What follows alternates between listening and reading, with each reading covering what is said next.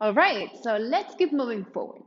Till now, we have identified the potential actions for our audience to do within our story.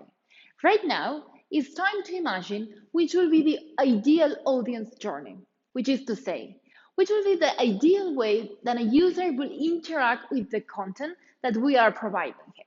So let's look at this. What I need to do now is to identify a few key elements within each wall. In the first place, the entry action.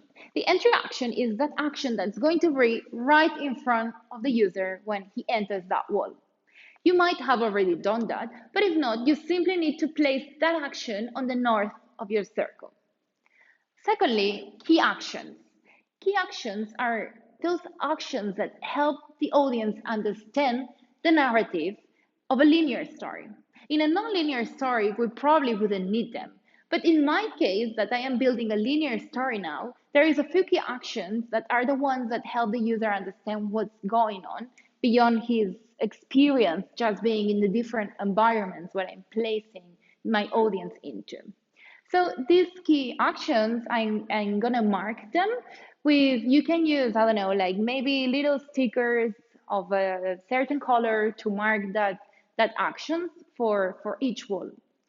Try not to select too many in each wall. Try to really think which are the ones that are important for your audience. Also bear in mind that normally a key action is the one that sets the transition to the next wall. And some key actions might be accompanied by a build-up action, which is an action that helps the user realize that this key action is going to happen. So let's look at my story.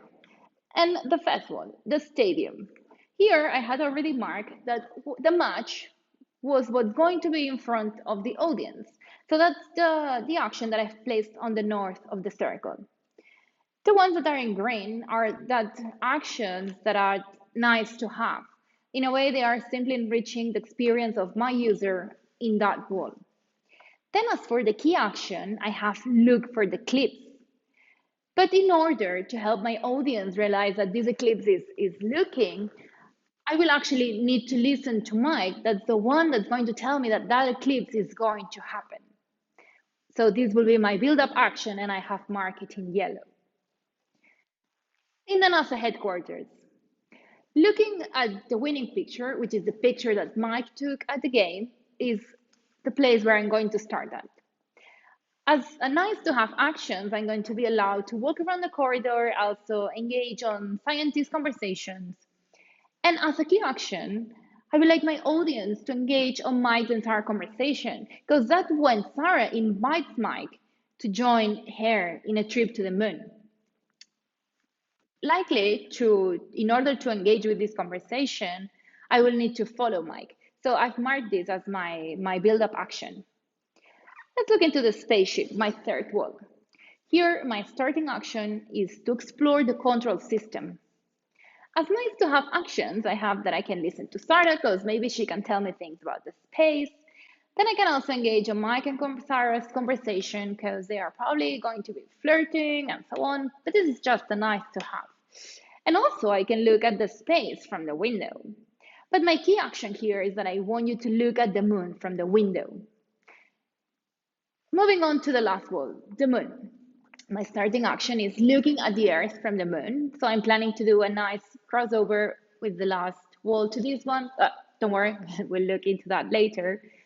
And as nice to have actions, I can explore the moon and I can watch Mike and Sarah kissing. But my key action is that I want you to meet an alien. All right, so now it's time for you to do the same with your story and imagine which will be the ideal journey that someone will have through your story, navigating through the different worlds of experience. Thank you.